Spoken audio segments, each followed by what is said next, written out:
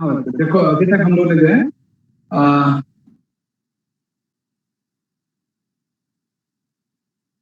ये जो ब्रह्म सूत्र है के राइटर वगैरह कौन है।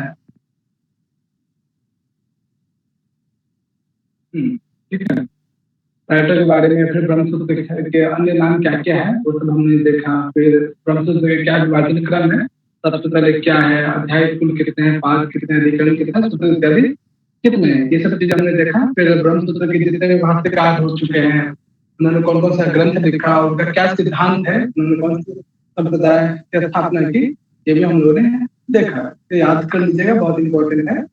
उसके बाद हमने देखा कि ब्रह्मसूत्र का जो है प्रत्येक अध्याय का क्या नाम है, उसमें कितने अधिकरण है, कितने सूत्र हैं। ठीक है, और हमें जब पढ़ना है ब्रह्मसूत्र शांकर भाष्य के अनुसार प्रथम अध्याय के प्रथम पाद तक पढ़ना है। प्रथम पाद के अंतर्गत 11 अधिकरण आते हैं। इन 11 अधिकरण को जो है पढ़ना है। और शुरुआत की जो 4 अधिकरण के अंतर्गत जो सूत्र आते हैं उसे चतुर सूत्र भी कहते हैं। आगे हम देखेंगे। फिर हमने एक परिभाषिक शब्दावली देखा था, अभ्यास क्या होता है, अध्यास को जो अलग अलग डेफिनेशन यहाँ पर हम लोगों ने देखा। फिर जो है हमने देखा कि आत्मा संबंधित चीजें कुछ है यहाँ पे हमने देखा। ठीक है, उसका कुछ कोटेशन इंपॉर्टेंट है। ये सब चीजें देखने के बाद आज जो है हम लोग प्रॉपर जो सिलेबस है, सिलेबस के अकॉर्डिंग जो ब्रह्म सूत्र लगा हुआ सागर भाषा के अकॉर्डिंग, तो जो जो सूत्र यहाँ पे है, सूत्रों के अंतर्गत कुछ इंपॉर्टेंट कोटेशन भी है, वो सब हम लोग देखेंगे। चलिए, पहला सूत्र है आपका अथातो ब्रह्म जिज्ञासा।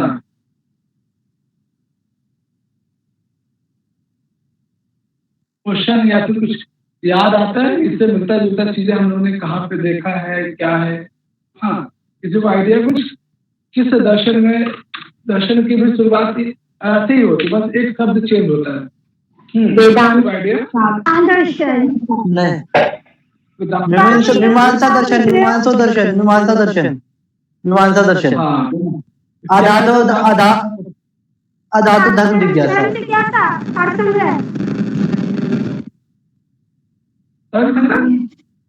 अर्थ संग्रह, अर्थ अर्थ अर्थ।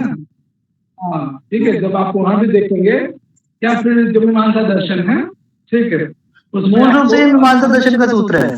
अथातो धर्म जिज्ञासा अर्थ संग्रह। हाँ वेरी गुड। तो यहाँ पे क्या है, ब्रह्म जिज्ञासा। ठीक है, कंफ्यूज मत हुए, वहाँ पे धर्म संबंधित चीजें कि कैसे धर्म की प्राप्ति करें, तो वहाँ पे उस यज्ञ संबंधित चीजों का वर्णन वहाँ पे ज्यादा नहीं है। यहाँ ब्रह्म संबंधित चीजों का वर्णन ज्यादा है। वहाँ पे स्वर्ग इत्यादि की प्राप्ति कैसे किया जा सकता है, उसकी उससे संबंधित यज्ञ विशेष का वर्णन वहाँ पे ज्यादा है। अर्थ संग्रह में यहाँ पे ब्रह्म संबंधित जिज्ञासा के विषय में आरंभ किया जा रहा है। तो पहला सूत्र ही है अथातो ब्रह्म जिज्ञासा। अब इसमें देखेंगे कि कितने शब्द आपको दिखाई दे रहे हैं। पहले सूत्र में अथातो ब्रह्म जिज्ञासा में कितने शब्द हैं बताइए। 3 शब्द आपको दिखाई दे रहे हैं। 3 है। 3 जी, 3 या 4, क्या क्या शब्द है? भैया 3 4 है सर इसमें। एक तो अर्थ, फिर आतो, फिर ब्रह्म, उसके बाद जिज्ञासा। हाँ, 4 शब्द आपको अलग अलग पदों को तोड़ेंगे। ठीक है, अच्छा, अलग है, हाँ अर्थ अलग है, अतः अलग है, ब्रह्म अलग है और जिज्ञासा। ठीक है, अब समझ गया भैया। यहाँ पे ना हसीचा लग गया है, समझ आ गया, हसीचा सूत्र लग गया है। Very good. ठीक है, यानी अब यहाँ से हम लोग ब्रह्म संबंधित जिज्ञासा का जो है या ब्रह्म संबंधित विषयों का जो है वर्णन प्रारंभ करेंगे या इस पर हम लोग विचार करेंगे। तो इसमें आप लोग को ध्यान होगा, वेदांत सार में हम लोगों ने पढ़ा था, तो वहां पे भी अर्थ पद का कितने अर्थों में हमने अर्थ निकाला था बताओ। वेदांत सार में 5। ठीक है, वेरी गुड। तो वहां पे भी ध्यान रखिएगा कौन कौन सा अर्थ का अर्थ होता है, तो ध्यान रखिएगा, जो हमने वहां पढ़ा भी था। अब यहाँ पे अर्थ अतः ब्रह्म जिज्ञासा, अर्थ मतलब अब जो है, यानी इससे पहले वाले कोटेशन में क्या था, इस कोटेशन के बाद ही जो है इस सूत्र का प्रारंभ किया जाता है कि हमें जो है अज्ञानता या अध्यास संबंधी ज्ञान ना हो या उसका नाश हो जाए, अनर्थ का नाश हो, इसलिए हमें वेदांत संबंधी सिद्धांतों का या उसके ज्ञान संबंधित चीजों का प्रारंभ करना चाहिए। इसलिए यहाँ पे ये सूत्र जो है, यहाँ पे सूत्र दिया गया था। तो ब्रह्म जिज्ञासा के सबसे पहले अब हमें क्या करना चाहिए, ब्रह्म संबंधी जिज्ञासा पे या ब्रह्म संबंधी टॉपिक पे विचार करना चाहिए। तो इसका ध्यान रखना। अर्थ शब्द का अर्थ यहाँ पे क्या है, अनंतरीय अर्थ में, अनंतरीय, ध्यान रखिएगा इस पद को कि अनंतरीय अर्थ में जो है यहाँ पे अर्थ शब्द का प्रयोग किया गया है। अनंतरीय का मतलब इसके अनंतर, इसके पश्चात, इसके बाद, यानी इससे पहले हम लोगों ने बहुत सारी विषय वस्तु देखा यहाँ पे, जो अभी आप कोटेशन फॉर्म में भी आपने देखा यहाँ पे। इन सभी विषय वस्तु का वर्णन होने के पश्चात बीच में साधन चतुष्ट इत्यादि का भी वर्णन आता है। इन सबके वर्णन पश्चात अब जो है हमें ब्रह्म संबंधी जिज्ञासा करना चाहिए। तो ध्यान रखना यहाँ पे अर्थ शब्द के साथ प्रयोग किया है बच्चा, अनंतरीय। ठीक है बच्चा, क्लियर है? कोई समस्या इसमें? पहला प्रश्न आएगा, ये सूत्र दे दिया जाएगा, पूछा जाएगा अर्थ शब्द का क्या अर्थ है, यहाँ पे क्या बताओगे? बोलो बच्चा। अनंतर्य। Very good. अब इसमें एक दूसरा पद है अतः। अतः शब्द किस अर्थ में प्रयोग है?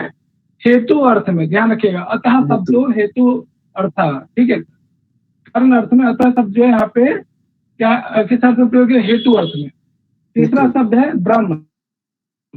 ठीक है, ब्रह्म शब्द में आगे हम देखेंगे कि ब्रह्म में कौन से धातु आगे वर्णन भी करते हैं, और इसलिए ब्रह्म की जिज्ञासा करनी चाहिए। अब ब्रह्म जिज्ञासा का जो है कौन सा इसमें आगे हम पढ़ेंगे कौन सा समास है इत्यादि। तो ब्राह्मणो जिज्ञासा ब्रह्म जिज्ञासा, ब्रह्म की जिज्ञासा करनी चाहिए। क्या नाम है? ब्रह्म जिज्ञासा इति ब्राह्मणो जिज्ञासा। ठीक है, तो ये भी सूत्र या कोटेशन ये भी ध्यान रखिएगा। ब्रह्म जिज्ञासा क्या बनेगा यहाँ पे? समास विग्रह करने पे, समास करने पे ब्रह्म जिज्ञासा बनेगा। और जिज्ञासा का जो है ज्ञातृक्षा जिज्ञासा। जिज्ञासा किसको कहते हैं? जानने की इच्छा करना ही क्या कहलाता है? जिज्ञासा। तो पूरे सांकर भाषा में एक एक पद को डिफाइन किया गया। अर्थ यहाँ क्यों है, अतः क्यों है, ब्रह्म क्यों, जिज्ञासा क्यों, और भी बहुत सारी चीजें हैं। एग्जाम के पॉइंट ऑफ व्यू से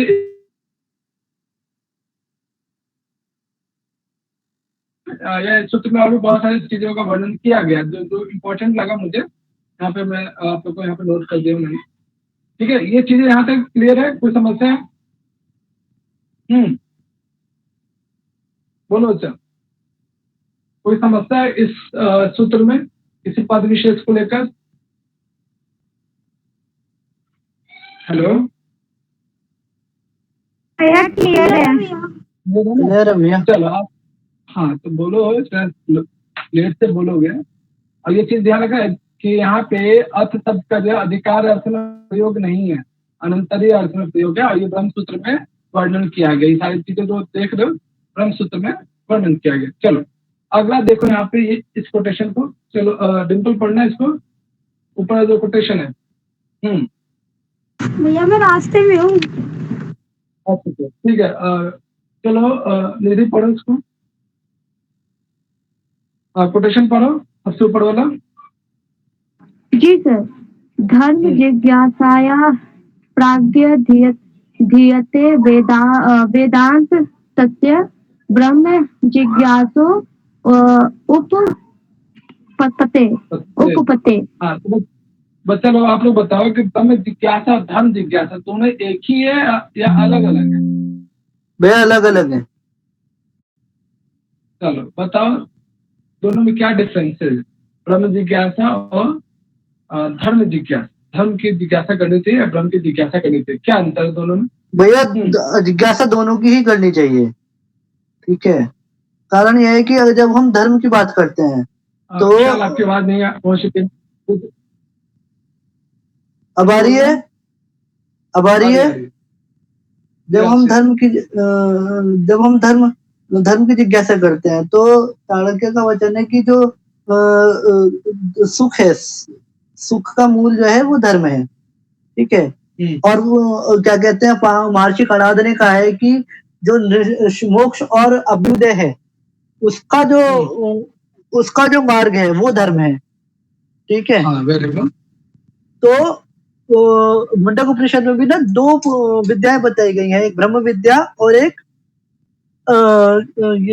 सामान्य विद्या, यानी कि परा विद्या और अपरा विद्या।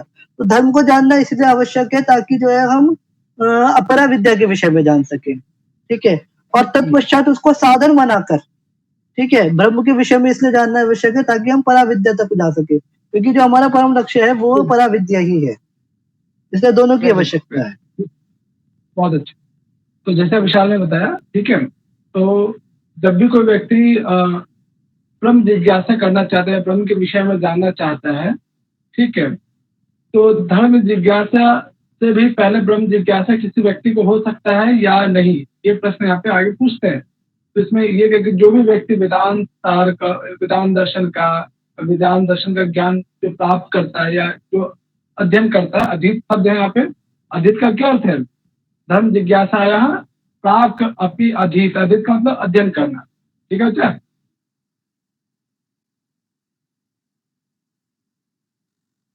जो भी व्यक्ति वेदांत से यानी वेदांत दर्शन का अध्ययन करता है या जिसने अध्ययन कर लिया है, उस व्यक्ति विशेष को, ठीक है, प्राक का मतलब क्या बच्चा?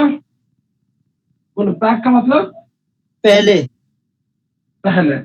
तो जो भी व्यक्ति वेदांत दर्शन को अच्छे से समझता है, जान लिया है, अच्छे से उसने पढ़ा है, उस व्यक्ति विशेष को प्राक मतलब पहले, किससे पहले? धर्म जिज्ञासा से भी पहले ब्रह्म जिज्ञासा उत्पत्ति, ब्रह्म जिज्ञासा संबंधी विचार उसमें आने लगेगा। यानी जिस व्यक्ति विशेष ने वेदांत दर्शन का अच्छे से अध्ययन किया हो, उस व्यक्ति विशेष को धर्म जिज्ञासा जानने से पहले ब्रह्म जिज्ञासा संबंधी चीजों जानने लगेगा या फिर जानने की कोशिश करेगा। अब इसमें क्वेश्चन क्या पूछा जा सकता है? इसमें ये कोटेशन दे दिया जाए और आपसे पूछा जाए ये कोटेशन किस ग्रंथ में वर्णन है, या किसी व्यक्ति विशेष को जो है धर्म जिज्ञासा से पहले ब्रह्म जिज्ञासा भी उत्पन्न हो सकती है। ये कोटेशन किस ग्रंथ में वर्णन है? ऑप्शन वेदांत सार भी हो, ब्रह्मसूत्र भी हो, या कोई उपनिषद का ग्रंथ हो, तो क्या लगाएंगे आप इस कोटेशन को देखकर? ब्रह्मसूत्र गया, ब्रह्मसूत्र, ठीक है।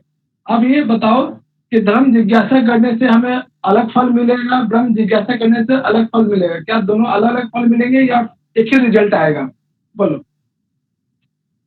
धर्म जिज्ञासा करने से और ब्रह्म जिज्ञासा फल एक ही होगा, फल एक होगा, एक होगा जी। तो मेरे हिसाब से तो अलग अलग होगा। कैसे होगा बच्चा?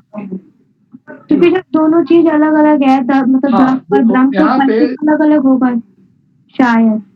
देखो विशाल, देखो, धर्म जिज्ञासा और ब्रह्म जिज्ञासा, धर्म से संबंधित चीजें जो उसका फल हमें मिलेगा दोनों अलग होगा। धर्म प्राप्ति का साधन भी अलग होगा, ब्रह्म ज्ञान की प्राप्ति का भी साधन अलग होगा, ठीक है। तो इसी चीज को अगले वाले कोटेशन में यहाँ पे, चलो कौन पढ़ेंगे? इला पढ़ो।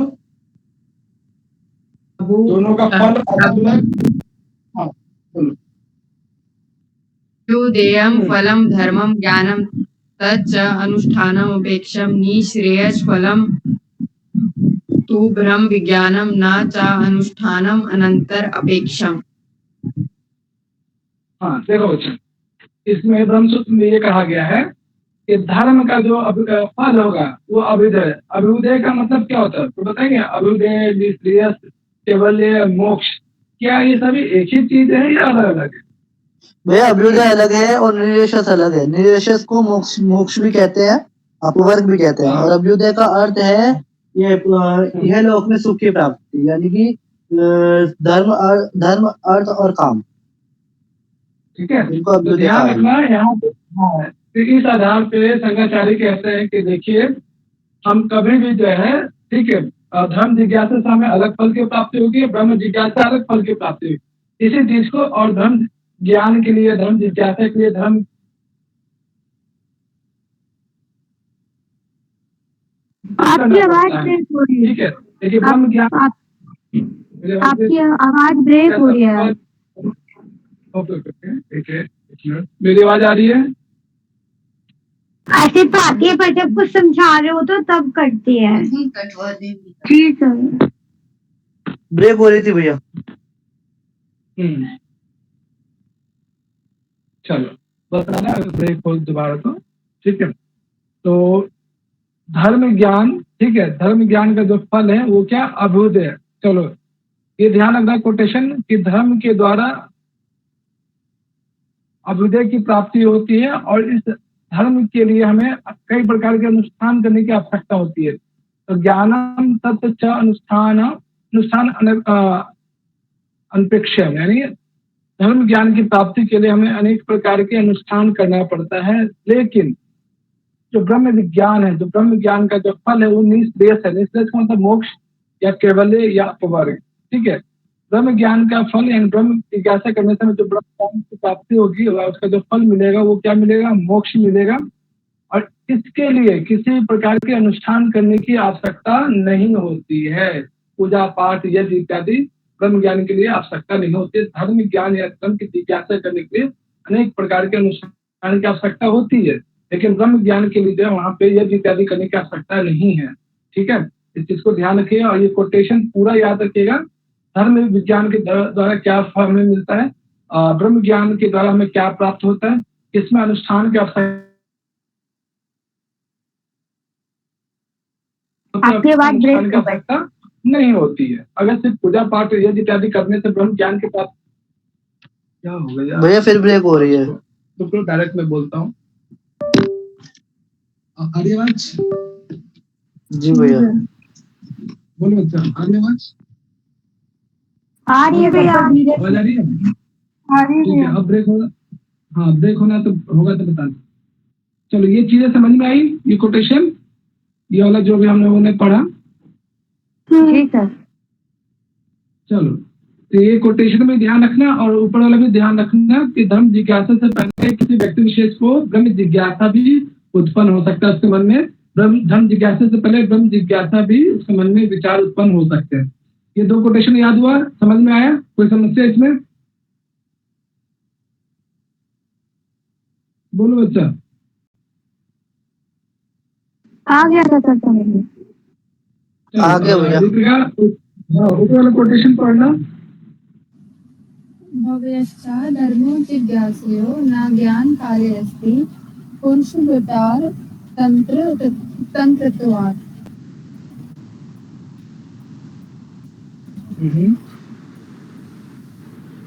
हो गया? अब बताओ एक बच्चा, ये जो धर्म जिज्ञासा है, ठीक है, इसमें जो अनुष्ठान करते हैं, तो ये अनुष्ठान किसी व्यक्ति विशेष के अधीन होता है या नहीं होता है? बोलो। धर्म जिज्ञासा करने के लिए, यज्ञ इत्यादि करने के लिए, ये जो यज्ञ इत्यादि है, आवाज आ रही है मेरी? जी सर। जी भैया।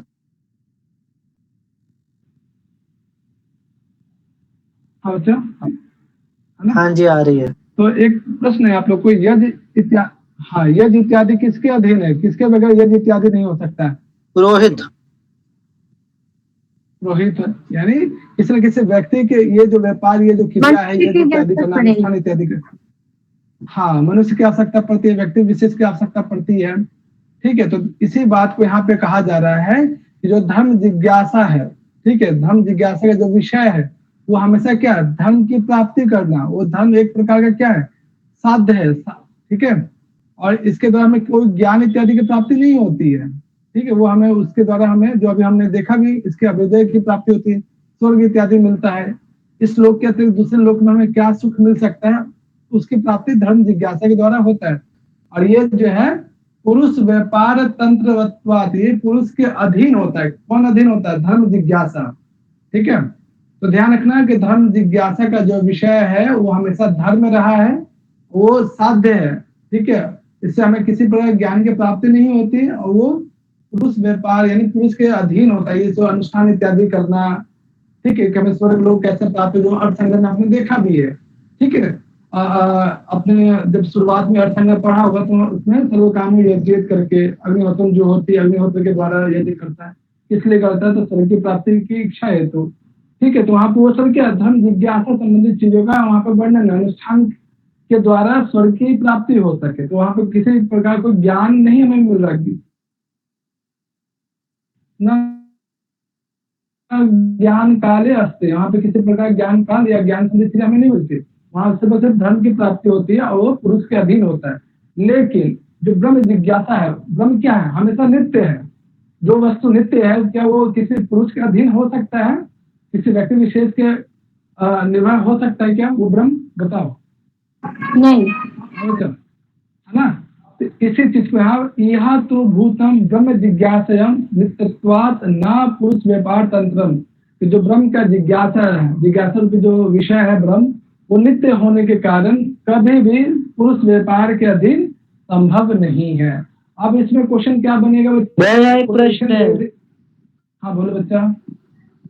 जब हम वेदांत सार पढ़ रहे थे, ठीक है, जब हम वेदांत सार पढ़ रहे थे और हमने जैन दर्शन में और बौद्ध दर्शन में भी देखा था कि मतलब यदि हमें ईश्वर को प्राप्त करना है या फिर हमें जो है अज्ञान को निवृत्त करना है, तो हमें जो है गुरु की शरण में जाना चाहिए। ठीक है, तो गुरु होता है वह जो है ब्रह्म की प्राप्ति का मार्ग दिखाता है। ठीक, तो यदि यहाँ पर ये कहा जा रहा है कि यहाँ पर पुरुष के अधीन नहीं है, तो फिर ये जो ब्रह्म जिज्ञासा है, मतलब ब्रह्म की प्राप्ति का जो मार्ग है, वो गुरु के अधीन तो होता है। गुरु एक व्यक्ति है, गुरु एक मीडियम है। ठीक है, वो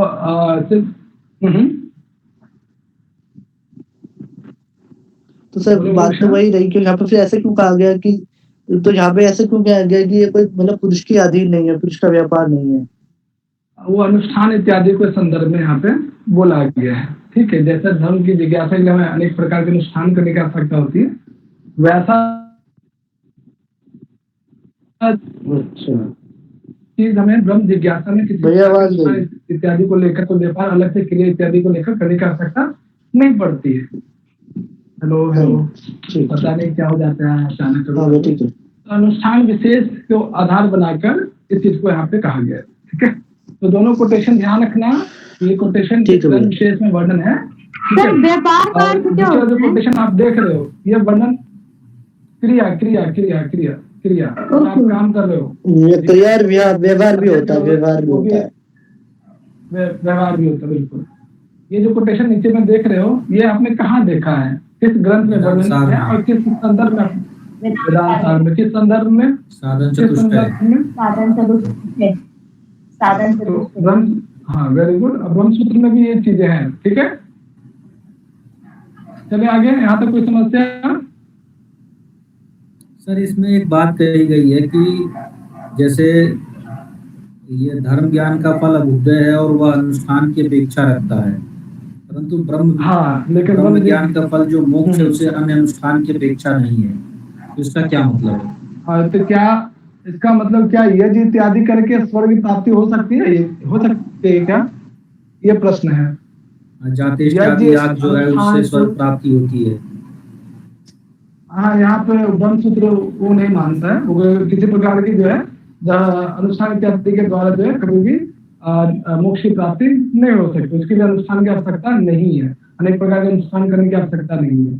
ठीक है, प्रत्येक दर्शन अलग अलग मानता है। अर्थ संग्रह में अलग माने, अन्य दर्शन में अलग विषय वस्तु है। ठीक है, चीजों को लेकर अलग अलग यहाँ पे व्याख्यात्मक किया गया। क्लियर है चीजें? चले आगे। जी सर। अब देखो यहाँ पे, तो धर्म जिज्ञासा से पहले ब्रह्म जिज्ञासा भी हो सकता है, जो चीज अभी हम लोगों ने देखा भी। ठीक है, चलो प्रभात हो, घर पहुंच गए तो दोनों कोटेशन पढ़ो। जी बिल्कुल। धर्म जिज्ञासाय उद्धरम च शक्यते ब्रह्म जिज्ञासुतम ज्ञातुम च न विपर्य तद्यत्ये कर्मचितो लोकः क्षीयते एवं एवं एवं पुत्र मूत्र पुण्य चितो लोकः क्षीयते। हाँ, देखो ऊपर वाला भावार्थ वही जो हमने पढ़ा है कि धर्म जिज्ञासा से पहले या ऊपर हमेशा जो है ब्रह्म जिज्ञासा ही करना चाहिए। धर्म जिज्ञासा से पहले हमें ब्रह्म जिज्ञासा ही करना चाहिए, ब्रह्म जिज्ञासा को ही जानना चाहिए। ठीक है, तो धर्म जिज्ञासा से जो है हमें अभ्युदय की प्राप्ति होगी, मोक्ष की प्राप्ति नहीं होगी। ठीक है, ऐसा क्यों कहते हैं वो आगे वो एक्सप्लेन करते हैं ब्रह्मसूत्र में, कि जैसे खेत में जो है अनाज इत्यादि उत्पन्न होता है, भोग्य पदार्थ उत्पन्न होते हैं, तो खेत में उत्पन्न होने वाला जो फसल है वो नित्य है या अनित्य है? बोलो। अनित्य है। ठीक है, तो ये कहते हैं शंकराचार्य कहते हैं कि उसी प्रकार से यज्ञ इत्यादि के द्वारा जो हमें स्वर्ग की प्राप्ति होगी, तो स्वर्ग की प्राप्ति हमेशा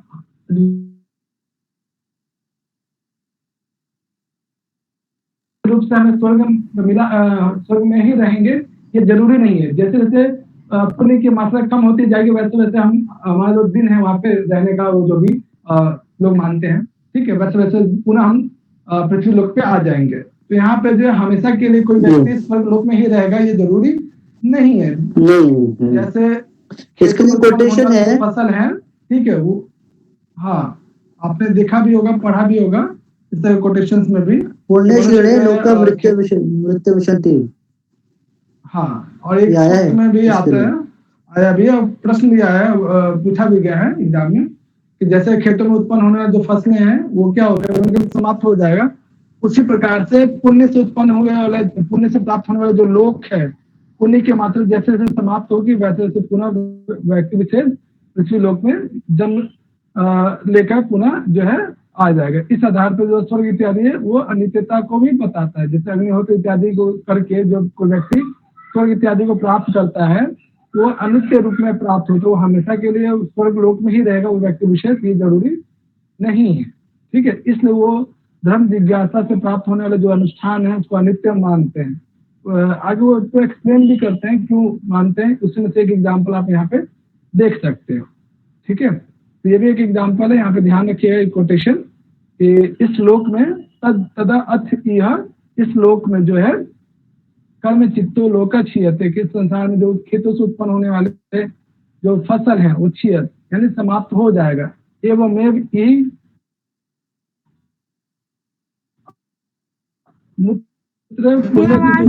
उस लोक में जब पुण्य इत्यादि के द्वारा स्वर्ग इत्यादि को प्राप्त करता है तो हेलो अभी आ रही है, कोई बात नहीं बच्चा, शायद कल पर आ रहे ना, मतलब जब समझाता हूँ तब चला जाता है ना। जी सर। जी जो है ना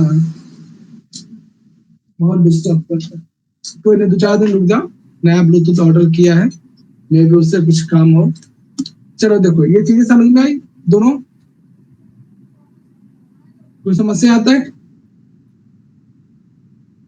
समझ आ गई।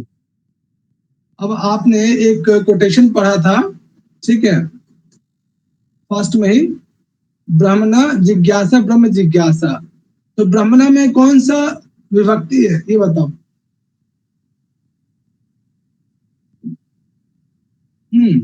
ब्रह्मणा जिज्ञासा, ब्रह्मणो जिज्ञासा ब्रह्म जिज्ञासा, षष्ठी है, षष्ठी विभक्ति, बहुत बढ़िया, ठीक है। देखो यहाँ पे इसी चीज को चलो, हाँ पढ़ना प्रियंका इसको, दोनों कोटेशन को। तस्मात् यथा उक्तो साधन तम प्रत्यय अंतरम ब्रह्म जिज्ञासा कर्तव्यः। ब्राह्मण इति कर्माणि षष्ठी न शेषे जिज्ञासा अस्या अपेक्षा तत्वात् जिज्ञासा आह। ठीक है, बहुत बढ़िया। तो यहाँ पे कह रहे हैं जब पहले वाले जो कोटेशन है इसके जस्ट बाद, इसलिए किसी व्यक्ति विशेष को वो अधिकारी जिसके पास साधन संपत्ति इत्यादि प्राप्त हो। साधन चतुष्टय कितने प्रकार का होता है, कौन कौन सा है? चार।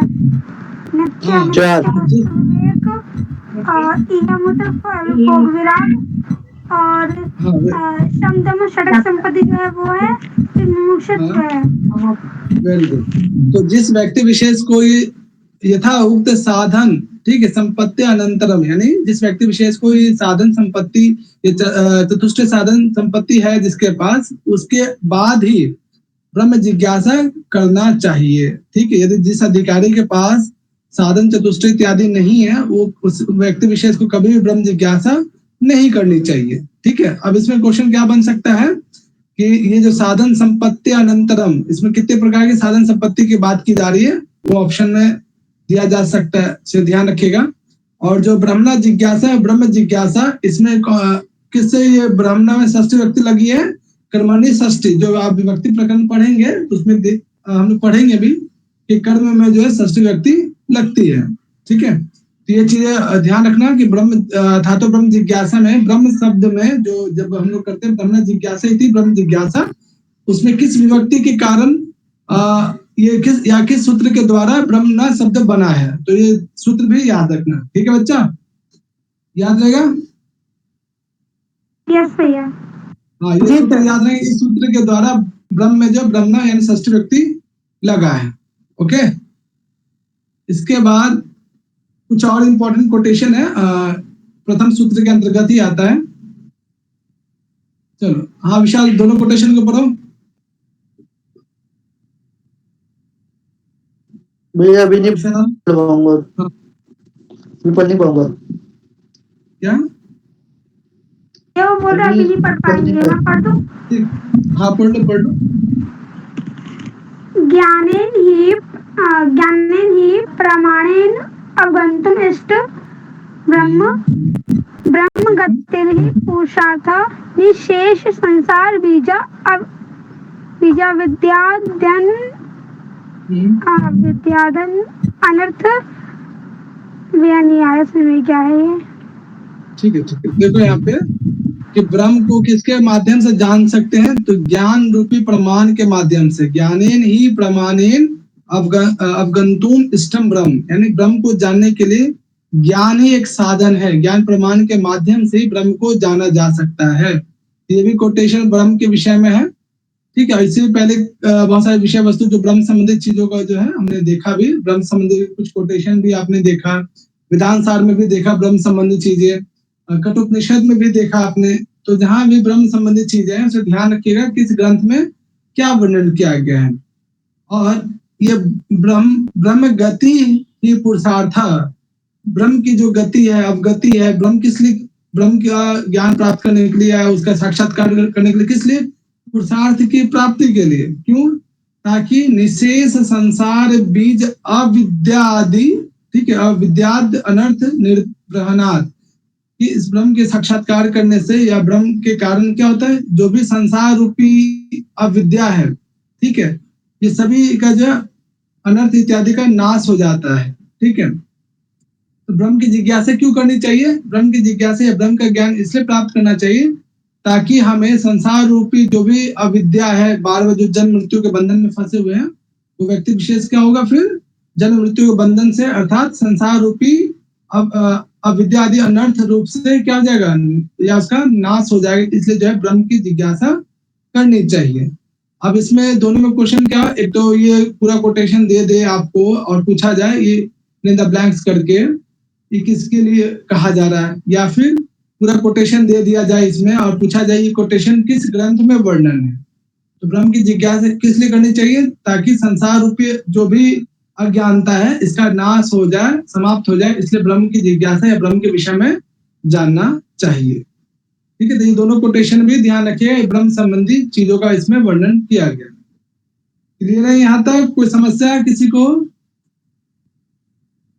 बोलो बच्चा।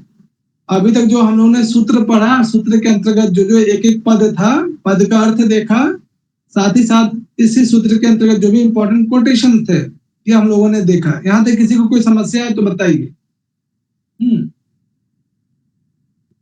बोलो बच्चा, क्लियर है सबको? तो ब्रह्म सूत्र को अच्छे से पढ़ना और अच्छे से इसको जो है ना देखना, एक एक जो भी इंपॉर्टेंट कोटेशन अभी तक हम लोगों ने देखा है सबको रिवीजन आज ही कर दिया करना। ठीक है, चलो अब यहाँ पे वो प्रश्न पूछते हैं कि चलो हीला पढ़ना इसको। तत्पुन ब्रह्म प्रसिद्ध असिद्धम वा स्यात् यदि प्रसिद्धम न जिज्ञासितव्यम अथ प्रसिद्धम नेव शक्यम जिज्ञासम इति।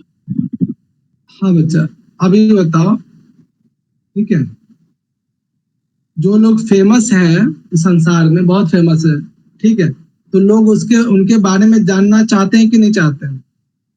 बताओ।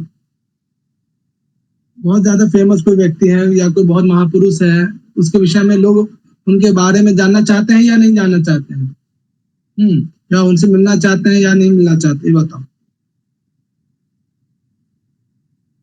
हाँ, वे चाहते हैं, जानना चाहते हैं, हाँ, और जो बिल्कुल फेमस ही नहीं है, जिनके बारे में आप जानते नहीं है, तो क्या उसके बारे में आप जिज्ञासा करोगे जानने के लिए? नहीं ना? तो वही है, यहाँ पे एक प्रश्न पूछते हैं, कोई पूछता है उनमें कि यदि ब्रह्म कि जो ब्रह्म है, ठीक है, जो परमात्मा है, वो तद पुनः ब्रह्म प्रसिद्धम असिद्धम वा स्यात्, ये ब्रह्म प्रसिद्ध है या अप्रसिद्ध है, ठीक है। यदि प्रसिद्धम न जिज्ञासितव्यम, ठीक है, यदि प्रसिद्ध है, बहुत फेमस है, तो उसके विषय में बहुत ज्यादा जिज्ञासा करने की आवश्यकता नहीं है। प्रसिद्ध है, उसके बारे में लोग बहुत अच्छे से जानते भी होंगे। यद अप्रसिद्धम न वा शक्यम जिज्ञासितुम इति, यदि अप्रसिद्ध है तो उसकी जिज्ञासा ही नहीं हो सकती है, ठीक है। जैसे लोक व्यवहार में भी आप जानते भी हैं, ठीक है। तो ये कोटेशन जो है ब्रह्म संबंधित जिज्ञासा के विषय में है, ब्रह्म प्रसिद्ध है, फेमस है या नहीं है, या लोग उसके बारे में जानते हैं कि नहीं जानते हैं, ठीक है, उससे संबंधित चीजों का यहाँ पे वर्णन है। अगर मान लिया जाए, ये कोटेशन दे दिया जाए यहाँ से लेके, यदि प्रसिद्धम न जिज्ञासितव्यम, ये पूरा कोटेशन दे के पूछा जाए कि किसके विषय में कहा जा रहा है कोटेशन, क्या बताओगे आप लोग? बोलो। ब्रह्म के बारे में, ब्रह्म के विषय में, ठीक है। तो ध्यान रखें, ऐसे कोटेशन पूछा जा सकता है, कोटेशन देकर पूछा जाए ये किसके विषय में कथन कहा जा रहा है, ठीक है। नीचे में जो आप लाइन देख रहे हो, ये क्या है? ये कोटेशन, और आपने इसमें से एक दो शब्द आपने कहीं ना कहीं देखा भी है। क्या यहाँ पे क्या वर्णन किया जा रहा है नीचे वाले कोटेशन में? बोलो बच्चों। नीचे ब्रह्म के बारे में, हाँ, ब्रह्म के विषय में क्या है ये सभी? ये ब्रह्म के क्या है? ये सब ब्रह्म के विशेषण है। हाँ, विशेषण है, बहुत बढ़िया। ये जो ब्रह्म है, तावत वो जो ब्रह्म है क्या? नित्य शुद्ध है, नित्य है, शुद्ध है, बुद्ध है, मुक्त स्वभाव वाला है, सर्वज्ञ है, सर्वशक्ति समन्वितम। ये सभी क्या है? ब्रह्म के क्या है? विशेषण है, ओके, विशेषता है। और वो ब्रह्म क्या? आत्मा क्या? और वो आत्मा ही क्या? ब्रह्म है। तो ये कोटेशन दोनों ध्यान रखिएगा। ये कोटेशन आपने कहाँ पढ़ा है? ऊपर वाला किससे मिलता जुलता लग रहा है? बताओ। वेदांत सार में। हाँ, वेदांत सार में भी है, ठीक है सर। पूरा कोटेशन एक दो शब्द को छोड़ दिया जाए तो बाकी सब सेम ही लगते हैं, ठीक है। साथ ही साथ ये कोटेशन भी याद रखना, आत्मा च ब्रह्म, ठीक है। और आत्मा क्या है? ब्रह्म है। ये भी कोटेशन ध्यान रखना, ठीक है। छोटा सा है, इम्पोर्टेंट है। हाँ बता बच्चा। सर, ये जो ब्रह्म का प्रसिद्ध और अप्रसिद्ध वाला है, एक बार बता दीजिए। मतलब कि प्रसिद्ध है तो चाहेंगे कि हाँ, कोई बताना चाहेंगे आप लोगों में से? तो मैं बताऊं? हाँ बताओ निधि। भाई इसमें ऐसे बताया गया है, जैसे मान लीजिए कि जैसे बता रहे कि जैसे कोई फेमस है, जैसे कोई सेलिब्रिटी वगैरह होती है, तो उसके बारे में हर कोई जानने के लिए वो मतलब वो करता है ना कि उसकी लाइफ में क्या है, किस तरीके से बना, मतलब इतना आगे क्यों आया, तो आया कैसे। तो उसी तरीके से ब्रह्म है कि मतलब वो फेमस है तो उसको जानना चाह रहा है। जैसे हम किसी मतलब जो फेमस लोग होते हैं उसके बारे में, और जिसकी और मतलब जिसको कोई जानता ही नहीं है, उसने कुछ खास उसकी विशेषता ही नहीं है, तो उसके बारे में तो कोई जानना ही नहीं चाहेगा ना जी। जैसे अभी भी जैसे हम लोग कुछ नया किसी का नाम सुनते हैं, जैसे कोई में गोल्ड मेडल वगैरह लाता है तो हम उसके बारे में सर्च करते हैं, हमें जानना होता है कि कैसे क्या किया। और जिसका कभी हमने नाम ही ना सुना हो तो हम क्या कभी छोड़ना, हमें क्या मतलब है, कुछ ऐसा करके। सर ठीक बताया मैंने? हाँ ठीक है, ठीक है, थैंक यू। ठीक है प्रभात। तो दोनों कोटेशन आप सभी इसे याद रखिए, खासकर नीचे वाला कोटेशन, ठीक है। और ये वाला तो बहुत ज्यादा आत्मा च ब्रह्म, और साथ ही साथ ये वाला कोटेशन। ओके बच्चा, क्लियर है? चले आगे, बोलो बच्चा। हाँ ना, बोलो। जी भैया, चलिए। चलो ये कोटेशन पढ़ो। हाँ दीपिका, पढ़ना इसको। सर्वस्य आत्मत्वात् ब्रह्मास्ति तत्व प्रसिद्ध सर्वो है आत्मस्तित्वं प्रत्ययेति न अहम स्मृति। हाँ, अब यहाँ पे आत्मा प्रसिद्ध है, इसका एक एग्जाम्पल देते हैं कि सब व्यक्ति विशेष में क्या है? आत्मा है, ब्रह्म है, इसलिए ब्रह्म क्या है? प्रसिद्ध है। ठीक है। सर्वो ही आत्मा अस्तित्वम प्रतीयते, सबको महसूस होता है कि वो जो है अपने अस्तित्व का महसूस हर इंसान करता है। कोई ऐसा कभी नहीं कहता कि ना अहम अस्मि इति, कि मैं नहीं हूँ, ऐसा कोई फील नहीं करता। हर इंसान अपने आप को फील करता है कि मैं जो हूँ, मेरी सत्ता इस संसार में है जब तक वो जीवित है। ठीक है, ऐसा कभी आपने फील किया कि आप नहीं हो? हाँ बोलो बच्चा। सब में आत्मा होने से सर्वस्य आत्मत्वाच्च ब्रह्म अस्तित्व प्रसिद्ध, सब में आत्मा होने से या सबकी आत्मा होने से ब्रह्म का अस्तित्व पता चलता है। ब्रह्म क्या, इस कारण से ब्रह्म क्या प्रसिद्ध है। सर्वो ही आत्मा अस्तित्वम प्रतीयते, सब में आत्मा है, ये अस्तित्व का ज्ञान भी सबको होता है। हर व्यक्ति विशेष में आत्मा का निवास है, ब्रह्म का निवास है, ये ज्ञान भी होता है। ना अहम अस्मि इति, और कोई व्यक्ति कभी महसूस नहीं करता कि वो नहीं है। ठीक है, तो ये क्या है, ब्रह्म की प्रसिद्धि को बताता है कि सब में, सब व्यक्ति विशेष में आत्मा का निवास है, आत्मा का वास है। हर व्यक्ति विशेष ये भी फील करता है कि सामने वाले में आत्मा का वास है या ब्रह्म का निवास है। ये कोटेशन भी ध्यान रखना बच्चा। ठीक है, ये जो आप सूत्रों के मध्य में कुछ इंपॉर्टेंट कोटेशन जो देख रहे हो, सूत्र तो याद रखना ही है। ठीक है, 31 सूत्र है और एक एक दो दो शब्द का सूत्र है। लेकिन उन सूत्रों के बीच में जो सांकर भाष्य के अनुसार जो कोटेशन है वो इम्पोर्टेंट यहाँ पे दिया गया है। ठीक है, तो इन कोटेशनों को अच्छे से ध्यान रखना कि ये किस ग्रंथ विषय में वर्णन किया जा रहा है। इतना डीपली पढ़ने का मतलब बस यही है, नहीं तो पढ़ने को 31 सूत्र पढ़ के खत्म किया जा सकता है। ठीक है, इसमें ब्रह्म संबंधी जो भी बातें हो उसको अच्छे से कोटेशन में बार बार उसको रिवाइज करना, क्योंकि पहली बार आप भी पढ़ रहे हो। ठीक है, थोड़ी सी क्लिष्ट लगेगा, लेकिन दो बार 4 बार रिविजन करोगे तो चीजें आपको याद रहेगी कि सब से संबंधित चीजें हमने कहाँ पढ़ा है। ठीक है बच्चा, इसको आज का आज रिवाइज ही करना, क्योंकि ब्रह्म सूत्र जिनका दर्शन नहीं है सबने ब्रह्म सूत्र पहली बार पढ़ रहे होंगे। ठीक है, क्लियर है यहाँ तक? किसी कोई समस्या बोलो? जी सर। नहीं भैया क्लियर है। तो ये जो है आपका यहाँ तक जो अभी आपने पढ़ा, ये प्रथम सूत्र के अंतर्गत इंपॉर्टेंट कोटेशन, साथ ही साथ प्रथम सूत्र में जो वर्णन है कि अर्थ क्या है, अतः क्या है, ब्रह्म क्या है, जिज्ञासा क्या है, ब्रह्म संबंधी कुछ कोटेशंस आपने देखा। इसके बाद दूसरा सूत्र आता है। दूसरे सूत्र में ब्रह्म का स्वरूप क्या है। ठीक है, ब्रह्म का लक्षण दिया गया है। इससे पहले वाले में भी हमने देखा 1-2 कोटेशन है जहाँ पे ब्रह्म के विषय में वर्णन है। दूसरे सूत्र में क्या है, डेफिनेशन दिया गया, ब्रह्म के स्वरूप, ब्रह्म का स्वरूप क्या है उसके विषय में वर्णन किया गया, जिसके बारे में आपने अलग अलग ग्रंथों में अलग अलग तरीके से भी पढ़ा होगा। ठीक है, चलिए दूसरा सूत्र है, निहार के पढ़ो उसको। प्रच्छेद वाला, प्रच्छेद नहीं, सूत्र नंबर 2 है ना, 1.1.2, ये सूत्र पढ़ो। जन्म अदस्य यतः, जन्म अदस्य, संधि विच्छेद सही से करो। अदस्य तो कोई अर्थ नहीं होता है, और संधि विच्छेद करके पढ़ रहे तो संधि विच्छेद सही से करो उसको। अद्य या अदस्य या आदि क्या होगा? संधि विच्छेद सही से करो। जन्मादि प्लस अस्य, कौन सी संधि हुई है यहाँ पे? कौन सी संधि है यहाँ पे? वर्ड संधि हो गई है। हाँ ठीक है, जैसे यद्यपि का करते हैं ना आप लोग संधि विच्छेद, वैसे ही है यहाँ पे भी। तो जन्म आदि अस्ते यतः, यानी ब्रह्म क्या है, जन्म आदि का कारण है, जिससे जन्म इत्यादि किसका, जगत का, इस संसार का। ठीक है, यानी इस संसार का, इस संसार की जो उत्पत्ति जिसके माध्यम से हो, जिसके कारण किसी भी पदार्थ की सत्ता स्थित हो, जो प्रलय का कारण हो, वो सब कौन है?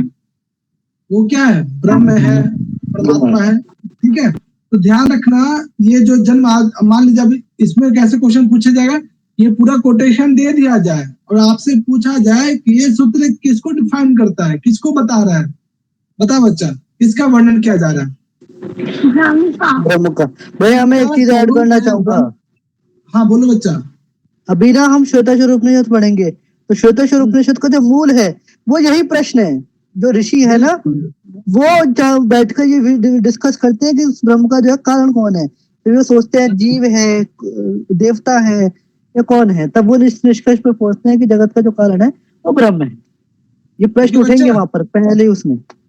हाँ, वेरी गुड। तो बच्चा लोग, अस्य पद का मतलब है जगत, इस जगत का, ठीक है, वो जगत क्या है? जन्म आदि, जन्म, स्थिति और भंगम। भंगम मतलब प्रलय अवस्था, इन सब का जो है यस्मात्, जो कारण है, तद ब्रह्म, वो कौन है? ब्रह्म है। ठीक है, जन्म लेना, प्रलय होना, ठीक है, स्थिति, ठीक है, तो सबका कारण वो एकमात्र ब्रह्म है। तो ध्यान रखना, इससे मिलती जुलती कोटेशन जो है, इससे मिलती जुलती कोटेशन वाक्य पदीय में भी है। बिल्कुल बिल्कुल, ठीक है बच्चा, याद हो गया? तो 2 सूत्र हमने अभी पढ़ा है, इन 2 सूत्रों में कोई समस्या? और दोनों सूत्रों में पद विशेष को भी देखा हमने कि यहाँ पर अस्य पद किसके लिए है, ठीक है, जन्म आदि के अंतर्गत।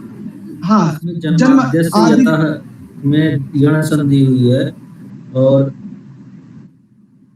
हेलो, यहाँ जन्माद्यस में यण संधि हुआ है, और उसके बाद यहाँ जन्मादि अस्य यथा, अस्य का मतलब जगत है और यथा का मतलब तद्ब्रह्म है, और जन्मादि, तो जन्मादि जगत का के बारे में कहा गया है।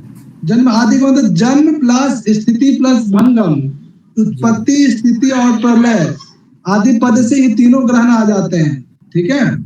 जैसे ये होता है ना, इस तरह से होता है ना कि जब हमें, जैसे हमें क्या कहते हैं, दशरथ के चारों पुत्रों को बुलाना है, हम क्या क्या क्या कह सकते हैं कि रामादि को बुला लो, तो उस आदि से लक्ष्मण बोले तो शत्रुघ्न भी ग्रहण हो जाएंगे। इसी तरह से जब हम बोलेंगे ना जन्मादि, तो उससे जन्म यानी कि उत्पत्ति और प्रलय तीनों का ग्रहण हो जाएगा। अस्य का अर्थ है जगत, और यथा का मतलब है तद्ब्रह्म। हाँ, तो उस जगत से, इस ब्रह्म से ही ये जो है उत्पत्ति, स्थिति और प्रलय जगत की होती है। बिल्कुल, जगत की स्थिति, उत्पत्ति और प्रलय इसी ब्रह्म के माध्यम से होता है, ठीक है। भैया एक फन फैक्ट है, भैया एक फन फैक्ट बताता हूँ आपको। संस्कृत वाले जो है ना, आदि का बहुत ज्यादा प्रयोग करते हैं, इतना शॉर्ट कर देते हैं कि आपको हर ग्रंथ में आदि मिलेगा। बिल्कुल मिलेगा, हर ग्रंथ में बिना आदि के अपनी कोई बात नहीं कहते। आदि, बिल्कुल, चीज ये सूत्र याद है? याद हो गया दोनों सूत्र? किसको याद है दोनों सूत्र? अथा तो ब्रह्म जिज्ञासा जन्माद्यस्य यथा। Very good, very good. चलो बच्चा, तो यहाँ पे जो आप लोगों ने पढ़ा, ठीक है, जन्म आदि यस्य यथा, कौन से इसमें समास हो रहा है? कौन सा समास हो रहा है? अगर बहुब्रीहि, कौन सा समास? बहुब्रीहि। बहुत सुंदर। इसी चीज को यहाँ पे जन्म उत्पत्ति आदि अस्य इति तद संविज्ञानो बहुब्रीहि, यानी जन्म, स्थिति और प्रलय का जो कारण हो या जिनके माध्यम से ये हो पा रहा है, वो कौन है? वो कोई दूसरा अर्थ किसमें निकलता है? बहुब्रीहि समास में। तो ध्यान रखना, बहुब्रीहि समास का लक्षण है अन्य पद प्रधान होता है बहुब्रीहि समास। हाँ, ठीक है, तो ध्यान रखना। अगर मान लीजिए इसमें अगर आपसे पूछा जाए कि सूत्र में ये जो पद है इसमें कौन सा समास है, तो वो समास क्या बताओगे? बहुब्रीहि समास। वो हम लोग पढ़ेंगे व्याकरण में, अलग अलग टाइप्स होते हैं समास के। हाँ, क्लियर है बच्चा? कोई समस्या? क्लियर है। चलो, जैसे मैं पूछ रहा हूँ ना, बता रहा हूँ, जब टेस्ट दोगे वो भी वैसे ध्यान रखना है। चलो, दीपिका, इस कोटेशन का अर्थ बताओ।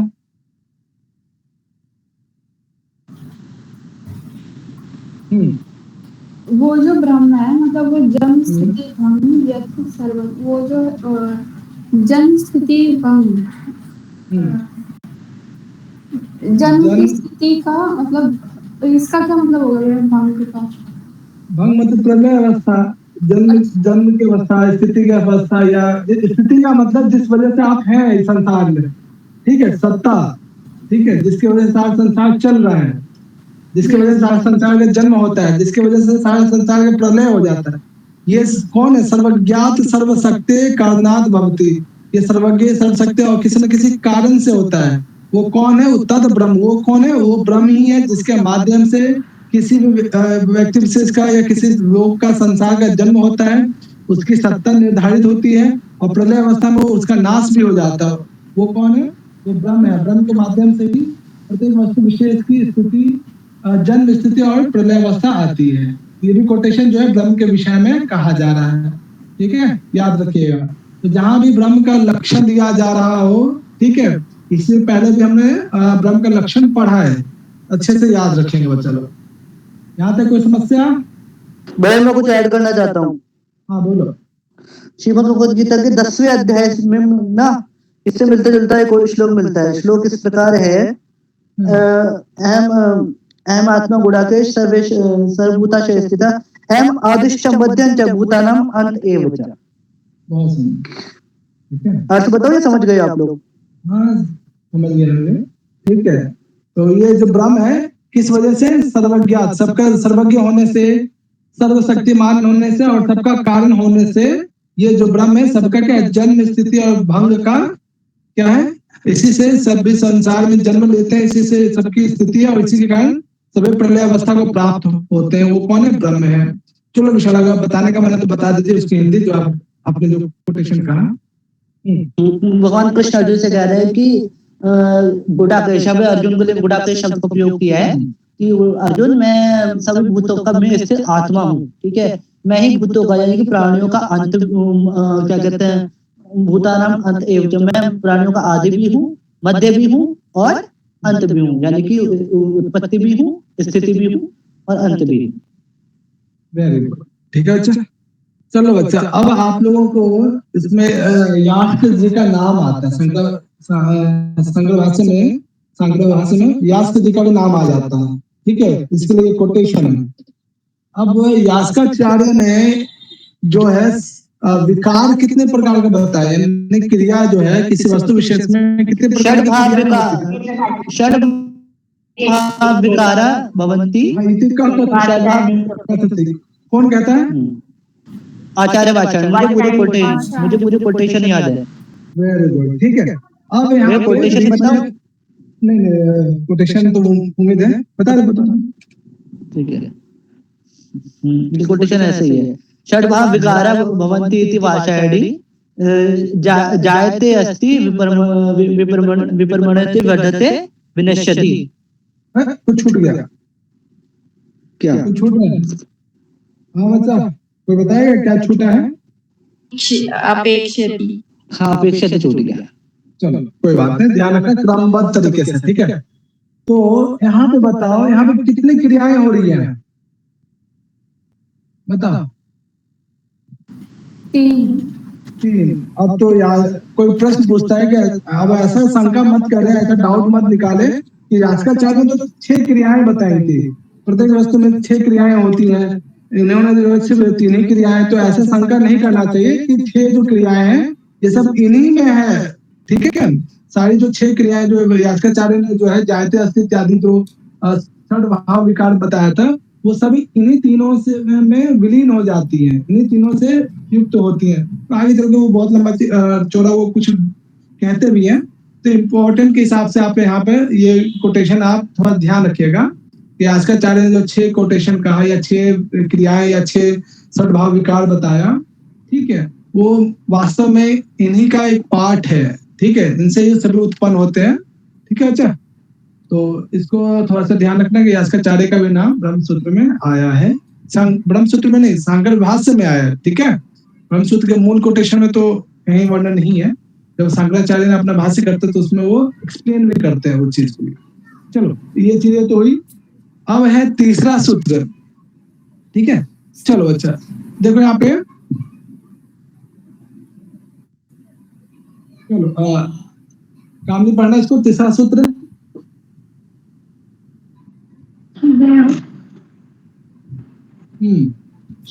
शास्त्र योनित्वात्। हाँ, अब है कि अब हम कैसे मान लें कि ब्रह्म जो है जगत का कारण है, कि ब्रह्म के कारण ही जन्म होता है, सबका स्थिति प्राप्त होता है या फिर प्रलय की अवस्था आती है।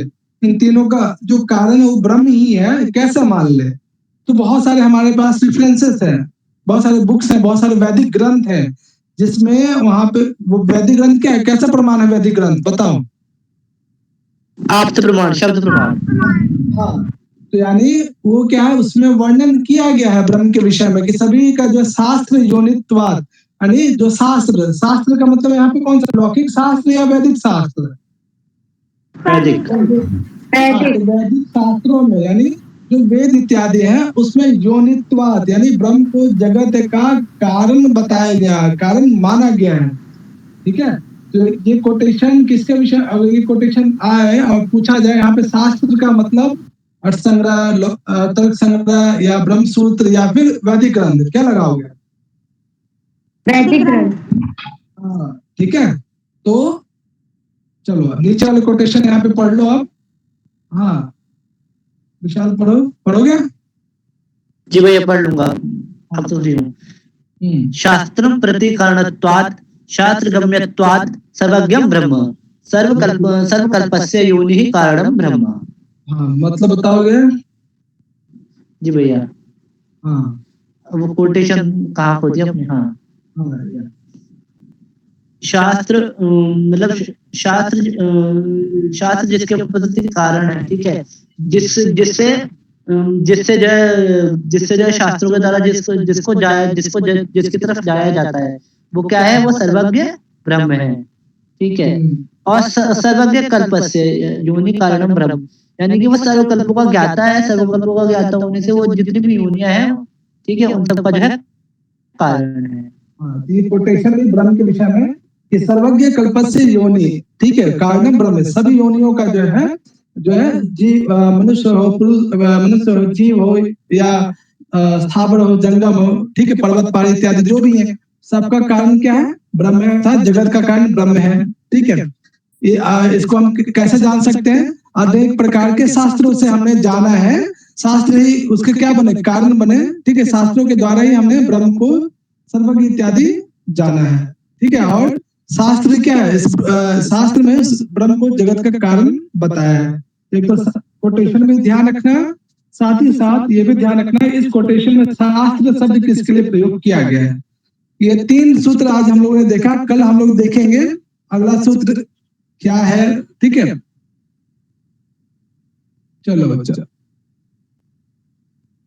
शुरुआत के 4 सूत्रों को हम क्या कहते हैं? चतुर्सूत्री। और इन 4 सूत्रों में अभी तक हम लोगों ने 3 सूत्र देखा। 3 सूत्र किसे याद हुए? बताइए, कौन बताएंगे? हो गए। अथातो ब्रह्म जिज्ञासा जन्माद्यस्य यथा शास्त्रो नित्यत्वात्। हाँ चलो, बहुत बढ़िया पढ़े। इला बताओगी? था तो ब्रह्म जिज्ञासा जन्म आद्य यतः शास्त्रो नित्यत्व।